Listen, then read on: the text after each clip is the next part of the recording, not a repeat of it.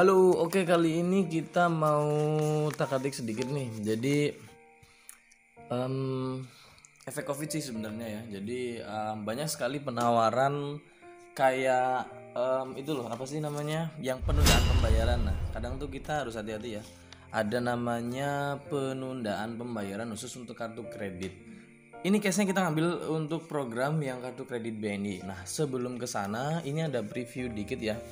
Jadi gue ada kartu kebetulan ini masuk call 2. Ini ya, masuk call 2. Sorry mana spidolnya.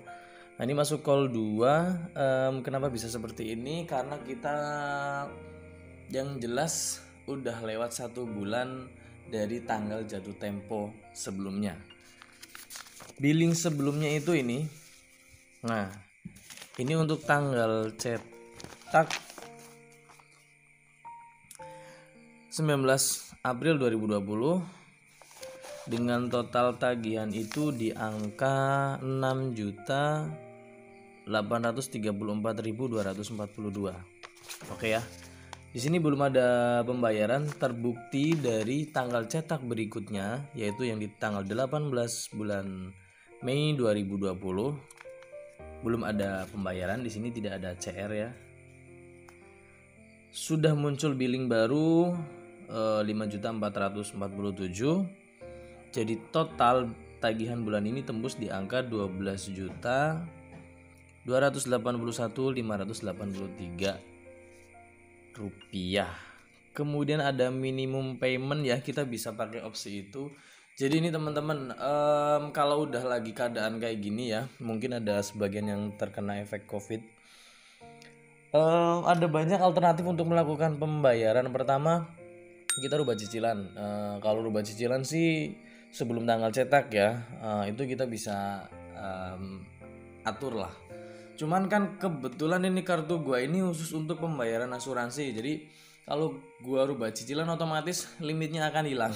Limitnya akan terkuras. Jadi makanya gua nggak pernah rubah cicilan khusus untuk kartu yang ini. Tapi kartu-kartu yang lain gua doyan banget. Kemudian teman-teman bisa coba juga melakukan yang namanya MinPay. Nggak recommended sih MinPay, cuman masih lebih baik daripada nggak bayar sama sekali. Nah kalau MinPay ini ada dua opsi ya kalau udah case-nya kayak gini. Kalau teman-teman sampai ngalamin bulan pertama miss, masuk bulan kedua miss, itu akan ada dua opsi MinPay. Untuk kartu yang ini MinPay-nya itu ada di angka 1.677.360 atau 900.000. Jadi MinPay-nya itu bisa pakai dari yang ini, yang bulan sebelumnya atau yang terakhir. Ya, oke itu seputar MinPay dan sekarang kita geser ke alternatif yang lain. Jadi kalau kita lumayan terdampak sama COVID ini kita bisa pakai jasa itu ya. Aduh, apa ngomongnya ya?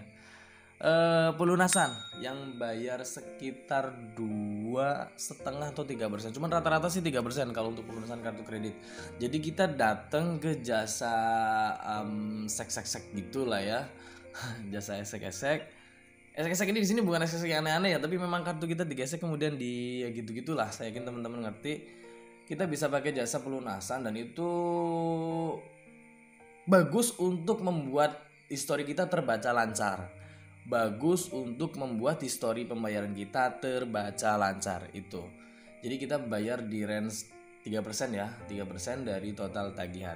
Ya buang duit sih, cuman itu intinya membuat kita terbaca lancar, itu aja.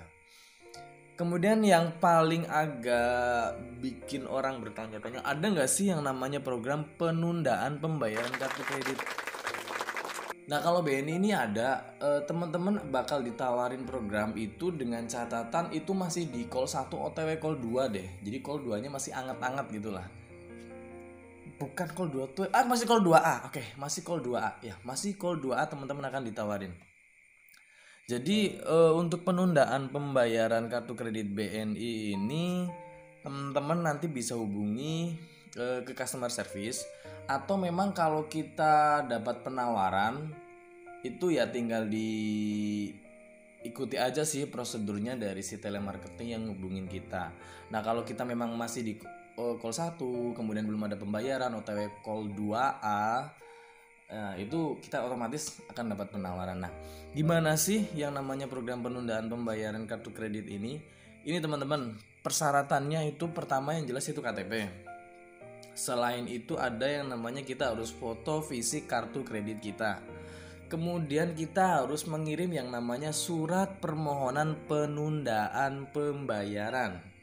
Kemudian terakhir itu harus melampirkan cash flow. Cash flow itu isinya kayak gimana? Nanti kita bahas. Oke, kita masuk ke KTP dulu ya. KTP sih gampang ya, teman-teman tinggal foto, nggak perlu mangap, tinggal ditaruh aja di atas apalah gitu ya. Habis itu di submit, kemudian fisik sesinya juga sama. Nah, oke, kita ke ini dulu, surat permohonan penundaan. Nah, jadi sampelnya seperti ini. Ini gue dapet dari telemarketing sih. Nah, surat permohonan penundaan pembayaran tagihan kartu kredit BNI ini kebetulan di wilayah gue regionalnya kan Bandung ya. Jadi seperti ini suratnya, standar ya. Ada redaksinya untuk ditujukan kepada siapa, dengan hormat yang bertentangan di bawah ini nama kita, nomor kartu kredit kita, kemudian ada alamat, nomor HP, kemudian ini dengan ini bermaksud mengajukan permohonan penundaan pembayaran tagihan kartu kredit BNI karena ya sebutin aja terdampak COVID, mungkin kantornya ada work from home, atau mungkin cash flow-nya lagi turun, atau ya yang masih berhubungan dengan COVID lah, intinya seperti itu. Kemudian bersamaan dengan surat ini saya sertakan dokumen-dokumen yang diperlukan untuk pengajuan ini. Demikian surat ini saya sampaikan. Next, sampai selesai. Bandung, hormat saya. Nah, di sini ada satu poin tambahan itu mengenai cash flow ya. Cash flow itu kayak gimana? Nah, seperti ini. Ya, jadi ada kayak berapa jumlah tagihan kita, berapa jumlah uang pengeluaran sama pemasukan kita. Intinya sih gitu. Pertanyaannya kayak gini, apakah yang menjadi penentu untuk program ini disetujui atau tidak? Jadi gini, kalau udah dapat penawaran program ini, besar kemungkinannya buat disetujui. Karena apa? Bank akan menjaga gimana caranya nasabah itu terproteksi. Artinya nggak jatuh ke dalam call yang lebih dalam. Kalau lagi ambiar ya nggak ambiar-ambiar banget lah pokoknya.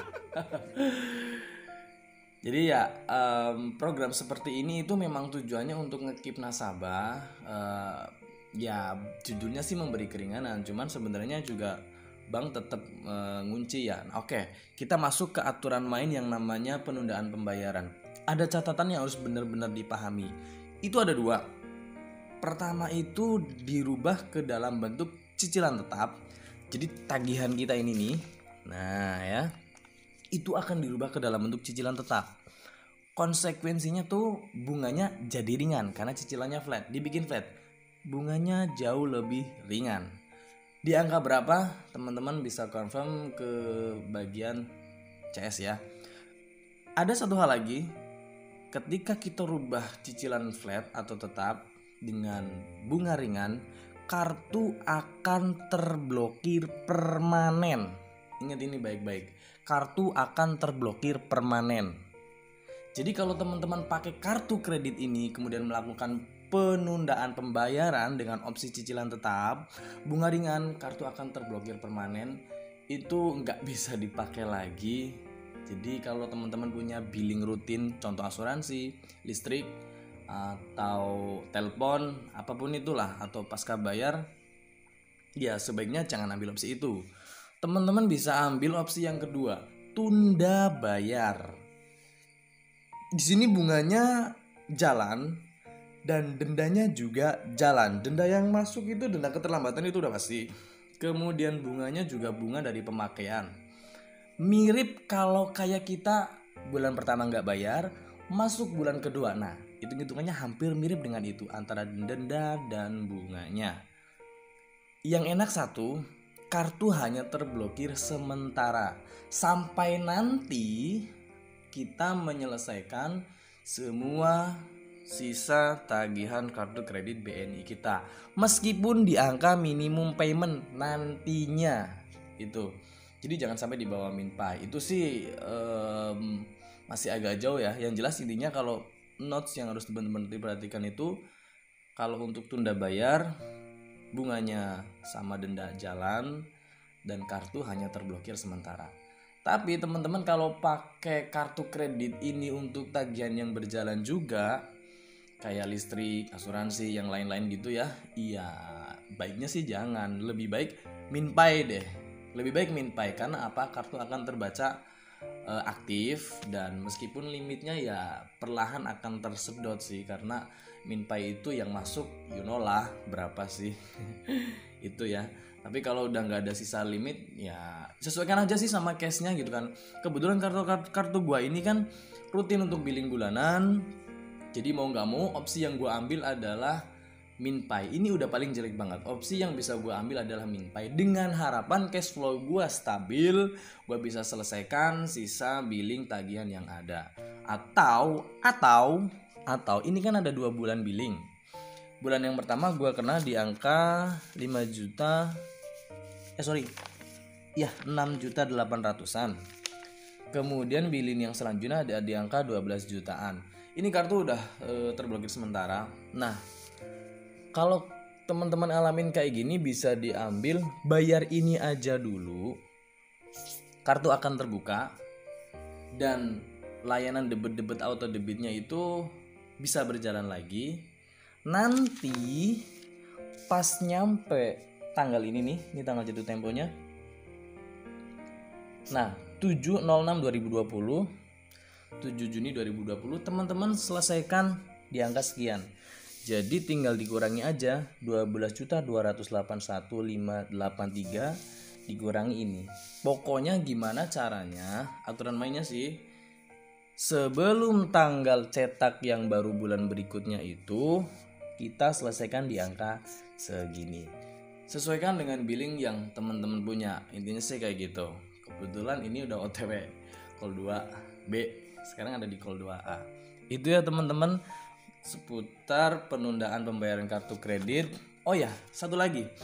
Kalau teman-teman alami namanya brokil sementara kartu kredit BNI, nggak usah khawatir, nggak perlu hubungi CS karena itu akan otomatis aktif setelah 1x24 jam kita menyelesaikan pembayarannya, meskipun hanya di minimum payment itu. Oke, I think that's enough ya. Ini juga udah pagi, gue bikin video ini di jam 3 pagi. Semoga bermanfaat. Silahkan dipilih-pilih dengan bijak ya. Oh ya, untuk pengiriman berkasnya itu nanti by email ya. Jadi kita nggak kirim fisik, hanya foto kemudian isi. Prosesnya 1x24 jam dan kita akan dapat notifikasi bahwa program penundaan pembayaran kita diproses dan disetujui. Oh ya, mumpung gue ingat, jadi kalau kita dapat penawaran seperti ini, hati-hati saat mengirimkan data. Kalau kita disuruh untuk kirim email, pastikan alamat korespondensi di emailnya itu memang bundling BNI ya. Jadi kita untuk pengiriman emailnya, misalnya namanya siva@bni.co.id. Itu aja sih, pastikan bahwa dia menggunakan email resmi dari BNI ya. Ekornya dilihat aja, kalau @bni.co.id ya recommended. Oke ya, I think that's enough. Semoga bermanfaat. Jaga cash flow dan jaga kesehatan kita. See you in the next video. Bye-bye.